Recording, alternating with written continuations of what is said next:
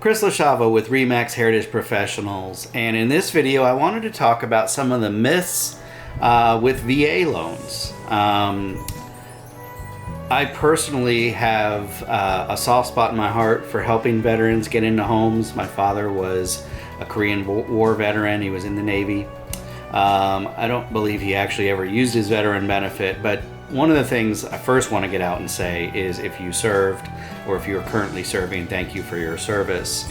But I also want to say to those out there who, when they hear about a VA loan buyer and thinking that they're a weaker buyer, so to speak, than a conventional loan buyer or an FHA buyer, a couple things I want to say about that. First of all, and I think one of the reasons why VA loans have that reputation is that it is a zero down payment loan.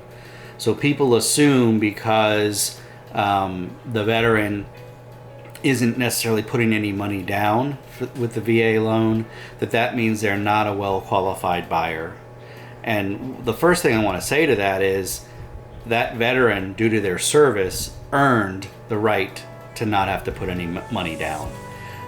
That's the purpose of the program. It's not because they necessarily can't put any money down.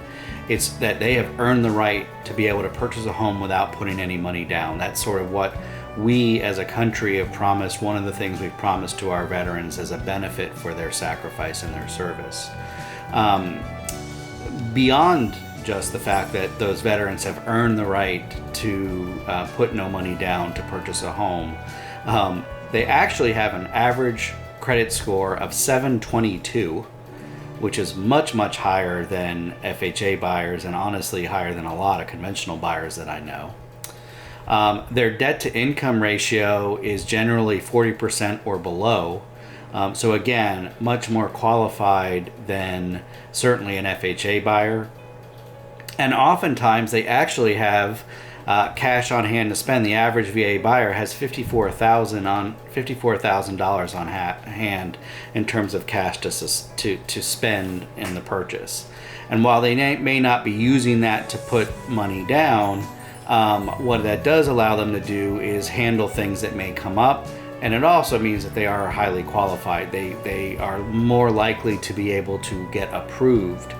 It's no good for you as a seller to accept an offer from someone who's not well qualified.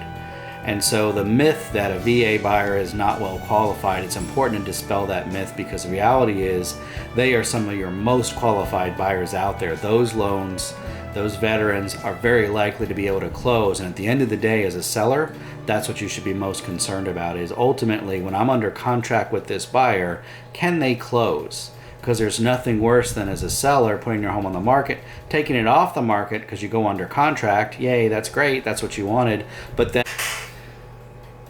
nothing worse than, yes, getting to the end of the contract and then 30 days in and finding out the buyer can no longer qualify. So you want to make sure you're going under contract with a highly qualified buyer. And in this case, your veteran buyer is going to be one of your most highly qualified buyers. So I think it's real important to dispel those myths. Also, VA loans don't take any longer than an FHA loan or even really a conventional loan. Typically, most of them, if it's a good lender, can close in 30 days or less. I hope this information is helpful to you, especially if you're a home seller and you're contemplating looking at buyers with VA loans. Please don't disqualify them just because you've heard bad things about VA loans. The reality is much different than the perception, and these veterans actually deserve a chance to get into these homes. As always, if you have questions, please comment below. I'll be happy to answer them. Reach out to me. You'll see my contact information here in the video, and I'd love to have you subscribe to my YouTube channel. Please invite your friends and family. Have a great day, everyone.